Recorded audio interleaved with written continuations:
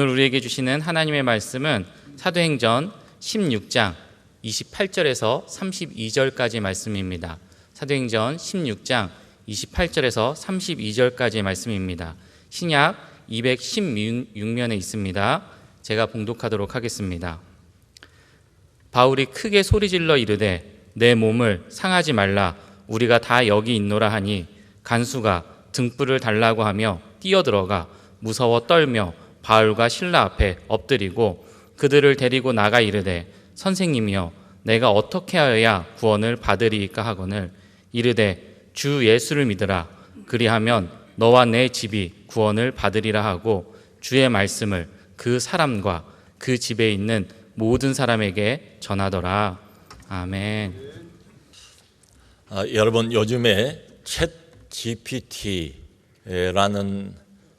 것에 관심들이 많습니다. 이게 최첨단의 인공 AI입니다. 여기다가 물어보면 마치 척척 박사처럼 뭐든지 다 대답을 해줘요. 수많은 데이터와 자료들을 근거로 해서 이 인공지능인 챗 GPT가 질문에 대한 대답을 해줍니다. 그래서 마치 스마트폰이 온 세계에 어떤 문화혁명을 일으킨 것처럼 앞으로 이 챗 GPT가 그런 혁명적인 변화를 또 한 번 가져올 것이다, 이런 예상들을 합니다. 거기에다가 이런 질문을 한번 넣어봤습니다. 우리 인생에서 가장 중요한 것은 무엇인가? 이게 순서대로 대답을 해줘요. 1번, 가장 중요한 건 건강. 2번, 그 다음 중요한 건 가족. 3번, 그 다음 중요한 것은 삶의 목표. 그리고 사람끼리 인간관계. 참 들으면 끄덕일 만한 이런 대답들이죠. 누구나 쉽게 인정할 수 있는 이런 상식적인 대답, 일반적인 대답을 해줍니다. 조금 특별한 질문, 하나님에 대해서 질문을 하면 거의 대동소이하게 이런 답변이 주어집니다. 하나님 혹은 신에 대한 생각은 너무도 다양합니다. 뭐 이거다라고 특정할 수가 없다는 거지요. 그러니까 이게 이제 무슨 말인가 하면 온 세계의 모든 사람들, 인류가 가지고 있는 데이터와 자료에 근거해서 생각을 해보면 종교 문제는 지극히 사적인 일이다. 영혼의 문제는 지극히 개인적인 일이다. 이제 이런 이야기죠. 자, 여러분들은 어떠세요? 만일에 오늘 지금 당장 여기서 가장 시급한 문제, 중요한 문제가 뭡니까? 라고 물으면 뭐라고 대답을 할까요? 건강 문제, 금전 문제, 인간관계 문제라고 대답을 할까요? 아마 사도 바울에게 이 질문을 던지면 바울은 주저하지 않고 이렇게 말할 겁니다. 주 예수를 믿으라. 그리하면 너와 내 온 집안이 구원을 받으리라. 여러분, 시대 간격은 어마어마한 시간이 흘렀지요. 그럼에도 불구하고 우리 인간의 근본적인 영혼의 상황은 변하지 않았습니다. 하나님도 변하지를 않았습니다. 그러므로 시대 간격을 훌쩍 뛰어넘어서 오늘날에도 하나님이 보실 때 가장 인간의 최우선적인 과제는 뭔가 하면 바로 이겁니다. 주 예수를 믿으라. 이게 하나님의 음성이에요. 주 예수를 믿으라. 바로 이것이야말로 복음의 요약입니다. 성경 66권 전체 요약이 딱 이 한마디에 다 압축이 되어 있어요. 주 예수를 믿으라. 그리하면 너와 내 온 집안이 구원을 얻으리라. 여러분, 하나님께서 이 세상의 사람들을 내려다 보실 때에 지금 당장 가장 필요한 것은 먹고 사는 문제도 아니고 건강의 문제도 아니고 인간관계의 문제도 아니래요. 그것보다 더 시급한 게 있는데 그게 뭔가 하면 하나님과 우리와의 관계 문제, 나와 하나님과의 관계가 끊어져 버렸어요. 관계가 단절이 돼 있어요. 이걸 회복하는 이 문제, 즉 영혼의 문제, 우리의 영혼이 어둠의 족쇄에서 풀려나는 이 문제가 가장 시급하다는 것입니다. 잘 부르는 CCM 찬양 중에 제목이 주가 필요해라는 노래가 있습니다. 가사가 이래요. 매일 스쳐 지나는 지쳐있는 사람들, 공허한 그 눈빛 무엇으로 채우나 모두 자기 고통과 두려움 가득 감춰진 울음소리 주님이 들으시네. 그들은 모두 주가 필요해. 깨지고 상한 마음 주가 여시네. 그들은 모두 주가 필요해. 모두 알게 되리 사랑해 주니. 이런 노래예요. 여기 사도행전 16장을 보면 네 부류의 사람들이 등장을 합니다. 맨 먼저 루디아가 나와요. 그 다음에 귀신 들린 한 여종이 등장을 합니다. 그리고 또 감옥에 갇혀있는 죄수들이 나와요. 그리고 그들을 감시하는 간수가 나옵니다. 여러분 각각 입장도 다르고 처지도 다르고 신분도 달라요. 그런데 이 모든 네 부류의 사람들에게 공통적으로 필요한 게 뭔가 하면 바로 주의 복음입니다. 너도 나도 주가 필요해. 주 예수의 복음이 필요해요. 루디아는 성경에 보면 이를테면 성공한 여성 사업가입니다. 옷감 장사, 당시에는 꽤 값이 나갔던데 자주 옷감 장사를 했고 아주 돈벌이가 좋았던 것 같아요. 장사를 잘했어요. 수완이 좋습니다. 그러니까 성공한 여성 사업가, 돈이 많으니까 별 걱정이 없겠죠. 남들이 부러워하지 않겠습니까? 그럼에도 불구하고 지금 당장 이 여성에게도 필요한 게 뭔가 하면 바로 주 예수의 복음입니다. 주가 필요해. 그 다음에 나오는 귀신 들린 이 여종입니다. 근데 악한 영 사로잡혔어요. 그 희한한 능력을 가지고 있어가지고 악한 영을 힘입어서 사람들의 점을 쳐줍니다. 점을 꽤 잘 쳤던 것 같아요. 돈을 많이 벌어가지고 자기 주인에게 경제적인 이득을 잔뜩 안겨줬던 그런 종이에요. 그런데 참 불행해요. 사람의 종일 뿐만 아니라 악한 영, 어둠의 종이었어요. 이 여자 역시 주가 필요해. 바울이 이 여종에게서 귀신을 쫓아냅니다. 그러니까 능력이 그만 그 순간부터 끊어지고 말아요. 더 이상 점을 못 쳐요. 그러니까 돈을 못 벌죠. 주인이 그걸 알고 바울과 실라를 관가에 고발을 합니다. 관청에서 바울과 실라를 잡아다가 옷을 벗기고 그리고 심하게 매질을 했대요. 그리고는 깊은 지하 감옥에다 집어넣습니다. 발에는 아주 튼튼한 쇠고랑을 채우고 말이죠. 그런데 바울과 실라가 밤중에 잠을 자지도 않고 깨어 일어나서 찬송하고 기도했더라. 그 바울과 실라가 복음을 전하다가 실컷 얻어맞고 깊은 지하 감옥에서 밤중에 깨어 일어나서 부르는 찬송과 기도 소리를 한번 상상을 해보세요. 근데 그 소리를 누가 듣고 있는가 하면 바로 옆에 있는 죄수들이 다 듣고 있었답니다. 그러니까 바깥 세상에서 뭔가 죄를 짓고 크게 잘못하고 잡혀서 감옥 안까지 들어온 거예요. 이걸 보면 이 사회의 어떤 쓸모없는 사람들, 이 사회의 어떤 패배자들, 인생의 루저들 이렇게 볼 수도 있지 않겠어요? 그런데 이 사람들이 거친 사람들일 것 같은데, 거친 인생을 살아온 사람들일 것 같은데 들으면서 큰 소리로 왜 이렇게 잠도 안 자고 떠드는 거야, 이렇게 불평을 하거나 원망을 하거나 소리를 지르질 않았어요. 그걸 아주 주의 깊게 죄수들이 듣더라. 마치 자기들을 향한 노래인 것처럼 말이죠. 여러분, 바로 이 사람들이야말로 주가 필요해.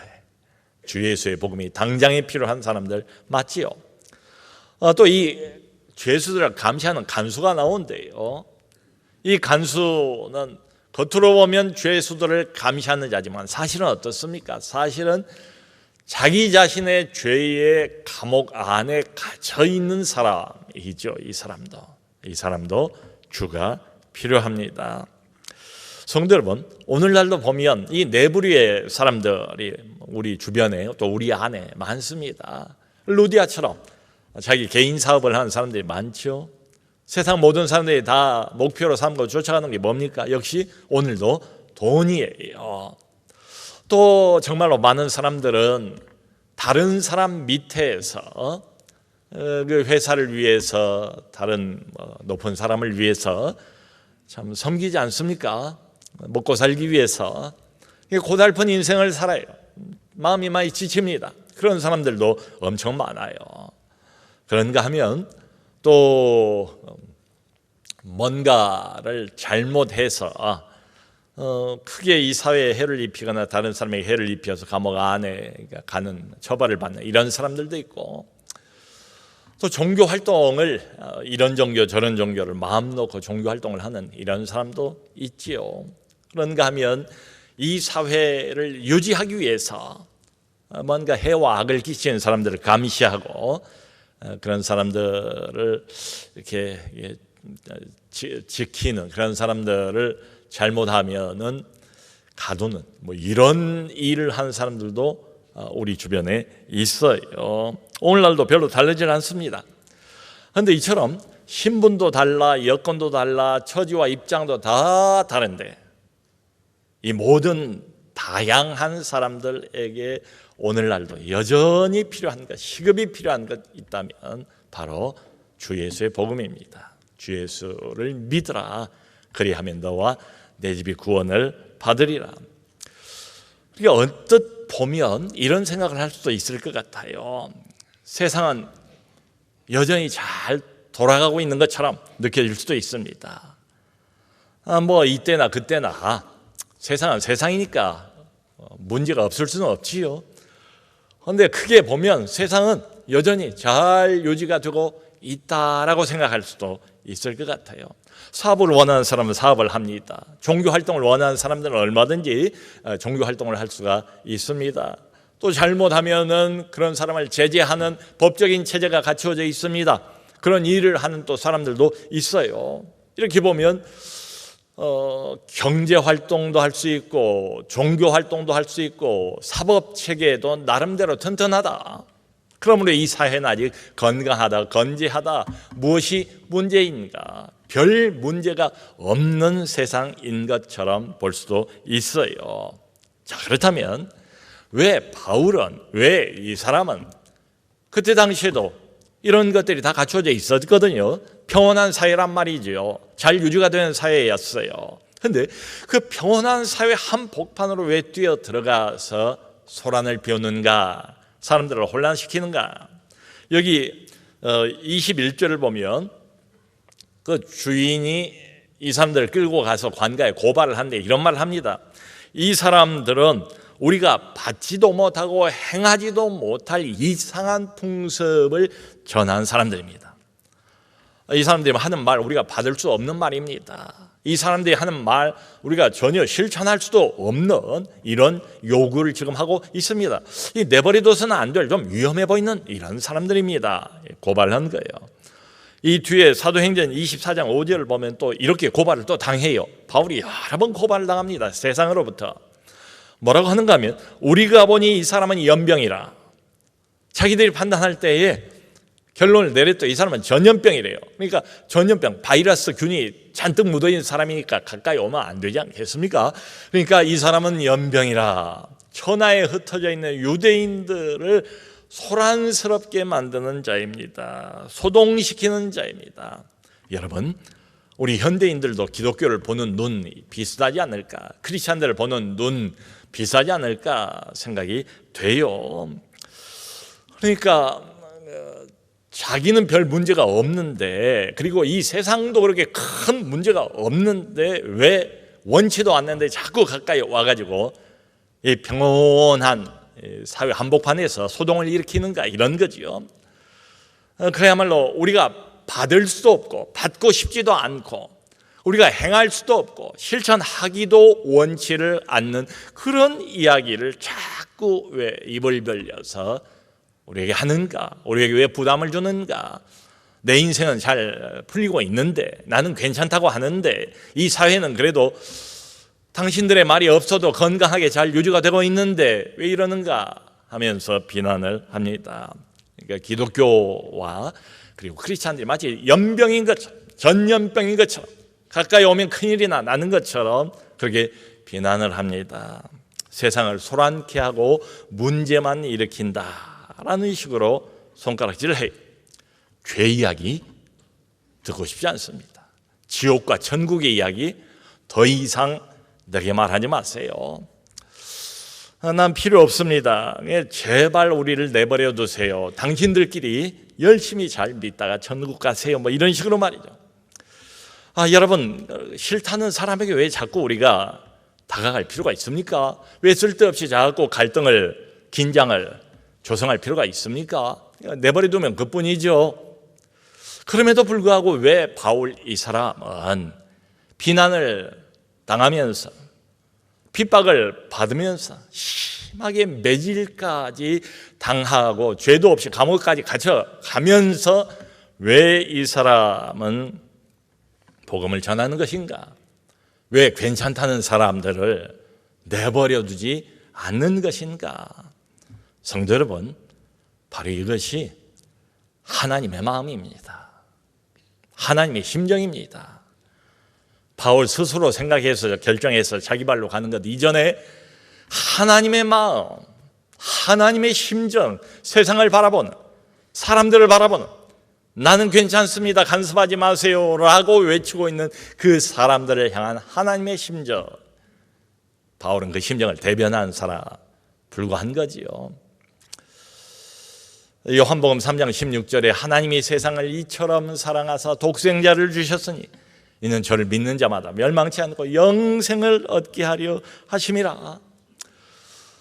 죄로 왜곡되어 버린 세상, 어둠이 가득한 세상, 하나님을 싫다고 하는 세상, 하나님에게 반역하는 세상, 하나님의 목소리에 눈과 귀와 마음과 모든 걸 다 닫아버린 이 세상, 끝까지 하나님을 반역하는 그 세상, 그럼에도 불구하고 하나님께서 이 타락해버리고 죄로 가득한 이 세상을 버리지 않으셨대요. 포기할 수가 없었대요. 이처럼 사랑하셨대요.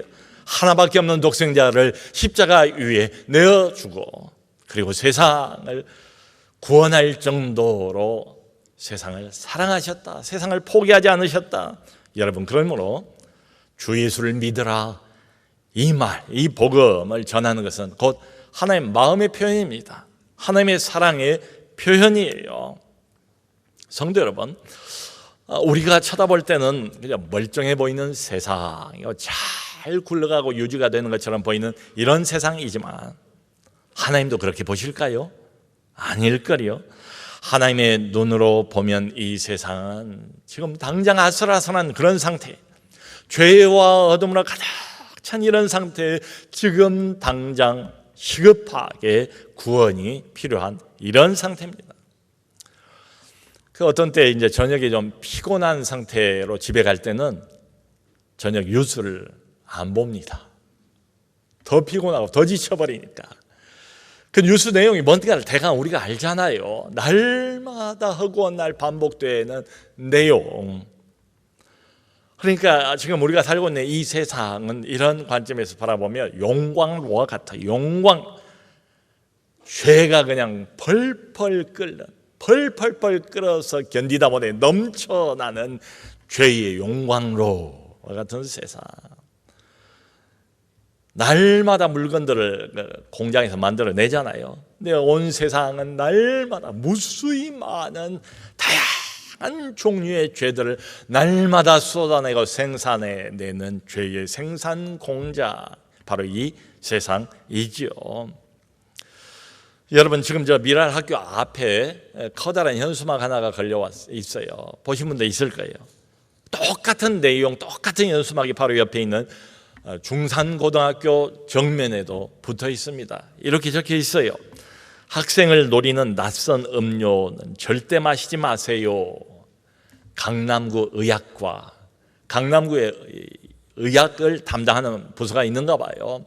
바로 얼마 전에 여기 대치동 아닙니까? 이제는 마약 청정국이었던 대한민국이 어린 학생들에게까지도 낯선이 마약 음료가 전달되는 것을 걱정을 해야 하는 지경이 되고 말았습니다. 이대로 내버리되면 정말 큰일 나겠다 하는 생각들이 많이 있는 것 같아요. 그래서 바로 얼마 전에 우리 법무부 장관 또 경찰청장이 마약과의 전쟁을 드디어 정면으로 선포하지 않았습니까? 여러분, 최근에 그 강남의 어떤 그 사업, 어떤 업소에서 소위 그 서로 연인들을 주고 받고 바꾸어서 즐긴다는 스와핑 사업을 했대요. 사업을 했는데 얼마나 이걸 신청한 사람들이 많았는지 불과 2달 만에 3억을 벌었답니다. 그래서 이 업주들은 처벌을 받아요. 그런데 거기 가담을 한 손님들은 처벌을 못 한대요. 왜냐하면 법적인 근거가 없대요. 정말 충격적인 것은 이 기사에 딸려 있는 댓글들을 보니까요, 대부분의 댓글들이 다 논조가 뭔가 하면 그게 무슨 문제냐, 남에게 피해를 주는 것도 아니고 내가 좋아서 하겠다는데 그게 무슨 대수냐, 무슨 문제냐, 문제될 건 아무것도 없다. 이 사회가 어느새 이렇게 변해버렸구나. 비록 일부이긴 하지만 이게 이 사회의 어떤 흐름, 주도적인 트렌드가 아닌가. 더 이상 다른 사람들이 뭐라고 하든지 상관없다. 다른 사람들의 눈을 전혀 의식하지 않아요.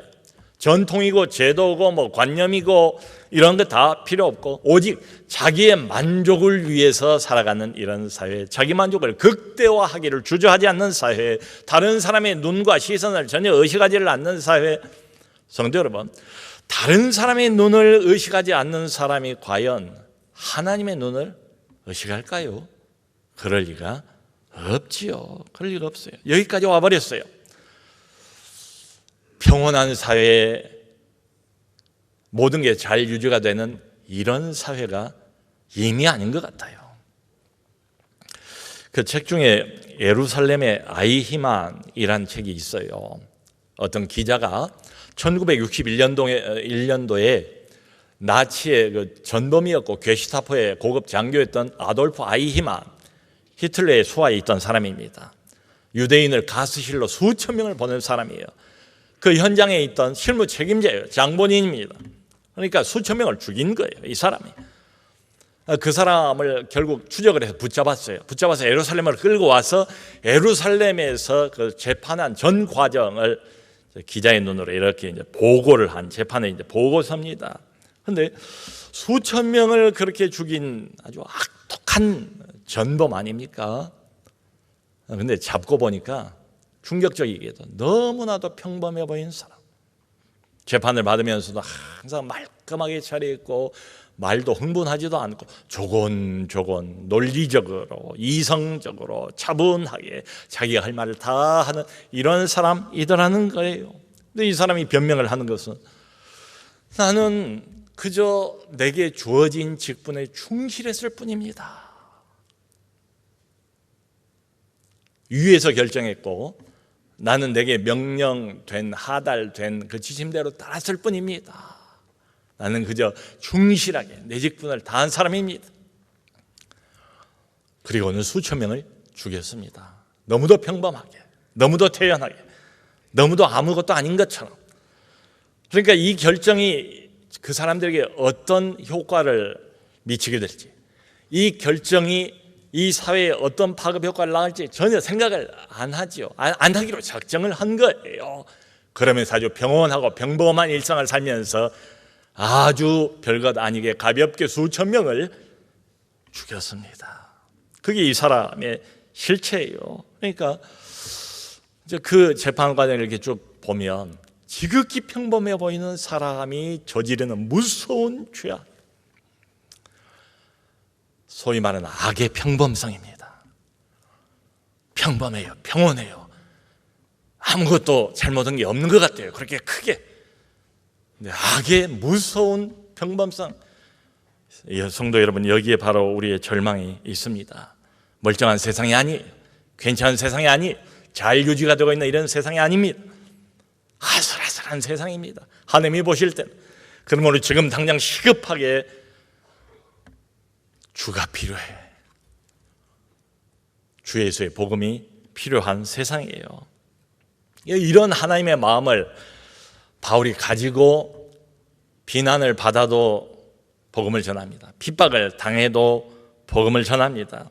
그러면서 세상을 미워하진 않아요. 원망하지도 않아요. 세상은 원래 그러니까. 오히려 밤중에 깨어 일어나서 바울과 실라가 찬송을 합니다. 기도를 합니다. 그 찬송과 기도를 하나님이 들으시고 하나님이 그 장소에 임재하십니다. 큰 지진이 일어났대요. 옥터가 움직였답니다. 옥문이 다 열렸답니다. 그리고 죄수들이 차고 있던 모든 쇠사슬이 다 한꺼번에 다 풀려져 버렸대요. 이걸 간수가 본 거예요. 큰일 났다. 죄수가 다 도망갔네. 나는 죽었구나. 그때 당시에는 로마 법이 자기가 지키던 것을 지키지를 못하면 그 대가를 자기가 받아야 되거든요. 그러니까 스스로 자결을 하려고 아마 칼을 잡았는 것 같아요. 그걸 보고 바울이 크게 외치는 장면이 아까 우리가 읽었던 28절입니다. 당신 몸을 상하지 마라. 상하지 마라. 우리가 다 여기 있다. 그 소리를 듣고 등불을 달라고 해서 그걸 가지고 깊은 지하 감옥이니까 이걸 비춰본 거예요. 그러니까 바울도 있고 실라도 있고 죄수들도 다 거기 그대로 있는 겁니다. 갑자기 이 간수가 원래도 보통 평범한 죄수는 아닌 것처럼 보였는데 절대자 앞에 서 있는 의식을, 느낌을 가진 것 같아요. 뭔가 이 세상 것이 아닌 이 세상을 초월해버린 살아계신 전능자 앞에 자신이 선 것 같은 느낌을 가진 것 같아요. 경외감을 가진 것 같아요. 바울 앞에 엎드려서 부복하고 무릎을 꿇고 이렇게 물어봅니다. 선생들아, 내가 어떻게 해야 구원을 얻겠는가? 내가 어떻게 해야 구원을 얻겠는가? 바울이 유명한 말을 하지 않습니까? 주 예수를 믿으라. 그리하면 너와 내 집이 구원을 받으리라. 이 간수는 당시에 다른 종교들이 주장을 하는 것처럼 구원을 얻기 위해서는 뭔가를 해야 되는 것으로 생각을 했습니다. 내가 무엇을 더 해야 되는가? 내가 구원 위해서는 어떤 행위가 필요한가? 네, 바울의 대답은 의외지요. 어떤 행위가 필요한 게 아니래요. 뭔가 지금보다 더 많은 행위를 해서 구원을 얻을 수 있는 게 아니라는 것 아닙니까? 오직 한 가지가 있대요. 구원 얻을 수 있는 유일한 방법, 주 예수를 믿으라. 오직 예수를 믿는 믿음으로만 구원을 받는다는 거죠. 그리고 혼자만 구원을 받는 것도 아니래요. 당신과 당신의 온 집안이 구원을 받을 것입니다. 여러분, 이 앞에 나와 있는 루디아도 바울의 복음을 그 집안 사람 전체가 듣지 않습니까? 그리고 집안 사람 전체가 다 세례를 받고 다 구원을 받아요. 가족 전체가. 이 간수도 마찬가지입니다. 그 앞에 나왔던 로마의 백부장도 그러지 않습니까? 베드로의 설교를 듣고 난 다음에 온 집안 식구들이 자기들 종들까지 다 복음을 듣고 구원을 얻고 세례를 다 받는 장면이 나오지 않습니까? 나만 구원받는 게 아니래요. 이 주 예수가 내 영혼만 관계가 있는 게 아니래요. 내 사랑하는 가족들, 혈연으로 묶여져 있는, 정으로 묶여져 있는, 내가 놓칠 수 없는 내 사랑하는 지인들, 이 사람들에게까지도 너와 내 온 집안이 구원을 받으리라. 하나님의 관심이 거기까지 미치는 겁니다. 여러분, 바울과 실라는 요 단 한마디 때문에 온갖 고난을 다 받습니다. 주 예수를 믿으라. 그러니까 이 한마디가 얼마나 소중한 한마디겠습니까? 주 예수를 믿으라, 믿으세요, 제발. 그러면 당신만이 아니라 당신의 사랑하는 가족들도 다 구원을 받습니다. 그러니까 목숨을 내놓고서라도 양보할 수 없는 선언이 바로 이 선언인 거지요. 나중에 분위기 좀 좋아지면, 저 사람이 교회에 대한 편견이 좀 없어지면 그때 내가 이 말을 해야 되겠다가 아니고 듣든지 말든지 받아들이든지 튕기든지 지금 당장 시급하게 미룰 수 없는 최우선적인 하나님의 요구, 주 예수를 믿으라. 그리하면 너와 내 집이 구원을 받으리라. 성도 여러분, 우리는 주 예수의 복음 외에는 구원을 얻는 다른 방법이 없다는 것을 인정을 합니다. 그러니까 여기 모여 있죠. 그런데 절박하진 않아요. 주 예수의 복음만이 우리를 죄와 사망 가운데서 건질 수 있는 유일한 길이라는 것을 우리는 다 압니다. 그런데 남들에게 전하지는 않습니다.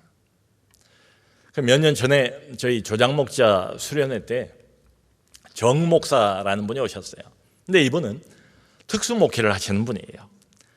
직장 선교회, 20년 이상 직장 선교회를 쭉 해오신 분이에요.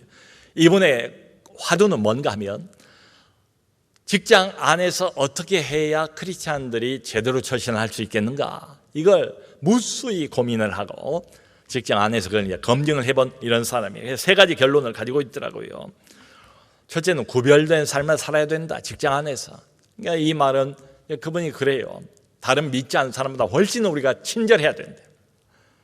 훨씬 친절해야 되고 훨씬 희생적이어야 되고 훨씬 성실해야 되고, 다른 사람 9시 출근하면 우리 8시 50분에 나와서 자리를 지키고 책상 한 번이라도 더 닦아주고 옆 책상까지 닦아주고 애를 들면 이제 이런 걸 말하는 거예요.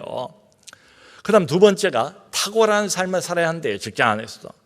예수 믿는다고 그러면서 일은 지지리도 못하고 늘 문제만 일으키고 이러면 곤란하겠지요. 그러니까 일 자체에 있어서도 탁월한 사람, 제대로 일을 해낸 사람, 그러니까 누가 봐도 종교하고 상관없이 정말 믿을 만한 사람, 그렇게 돼야 한다는 겁니다. 세 번째가 전파하는 삶을 살아야 한대요. 이게 아쉽대요. 그러니까 자기가 보니까 정말 고맙게도 아직도 직장 안에서 구별된 삶을 사는 크리스찬도 있고 탁월한 삶을 살아가는 크리스찬들도 있더라는 거예요. 그런데 문제는 뭔가 하면 이 사람들이 입을 열지를 않습니다. 예수 믿는 티를 안 내는 거예요. 아니 오히려 혹시 들킬까 봐서 조마조마 자기를 숨기고 익명의 크리스찬으로 살아가는 직장 안에서 이런 사람들이 너무 많더라는 거지요. 그동안 좋았던 인간관계에 괜히 종교 문제가 끼어들고 주 예수 운운하고 이러면 그동안의 그 관계가 깨어질까 봐서 예수하고 상관없는 사람처럼, 하나님 모르는 사람처럼 이렇게 살아가는 집사도 있고 중직자들도 있고 그렇더라는 거예요. 그러니까 지금까지 좋은 관계를 맺어서 여기까지 왔는데 갑자기 종교 문제 꺼내고 하나님 이야기 꺼내고 성경 이야기 꺼내고 그리고 주 예수 운운하다가 이상한 사람으로 보이고 싶지 않은 거예요. 결국은 주 예수에 대해서 한마디도 안 한다는 겁니다. 자, 여러분, 그런데 여기 네 사람, 루디아, 여종, 죄수들, 간수, 우리 주변에도 여전히 하나님이 예비해 놓으신 사람들이 있습니다. 이미 휘어져서 추수할 때가 되었다고 말하지 않습니까? 복음의 낫을 기다리고 있는 사람들이 있단 말이에요. 없는 게 아니에요. 여기 나와 있지 않습니까? 그러니까 주 예수, 우리가 꺼내는 그 한마디의 영원한 운명이 바뀌어질 사람들이 있다. 우리 주변에도. 우리 교회에서 이제 밖에 나가서 노방에서 전도를 하는 사람들이 있습니다. 사랑의 어부들. 이 사랑의 어부들 이야기를 이렇게 들어보면 그런 감정이 굉장히 많아요. 전하면 조롱도 하고 손가락질도 한 사람들도 있지만 반응을 보이는 사람도 있대요. 반응을 보이는 사람. 복음을 전했더니 마치 자석에 빨리 오는 것처럼 전도 폭발 전문이 한 20분 되거든요. 꽤 길어요. 그것을 20분을 그냥 그 자리에서 다 흡수하면서 받아들인 사람, 주 예수를 믿으라 그 복음을 아멘으로 받아들이고 그 다음 주에 교회를 따라 나와서 등록을 하는 이런 사람, 성경 이야기를 꺼내야 돼 성경에 지대한 관심을 가진 이런 사람, 그래서 다음 주에는 성경을 사가지고 가서 전달해 줘, 이런 사람들이 있다는 거예요. 여러분, 장례식장에서야말로 뭐 딴 데 갈 수도 없잖아요. 복음을 그냥 들을 수밖에 없잖아요. 안 믿는 사람들도 얼마나 좋은 복음 전파의 기회입니까? 근데 정말 고맙게 정말 감격스럽게도 장례식이 끝나고 난 다음에 교회를 나와서 신앙생활을 시작한 사람들이 있어요.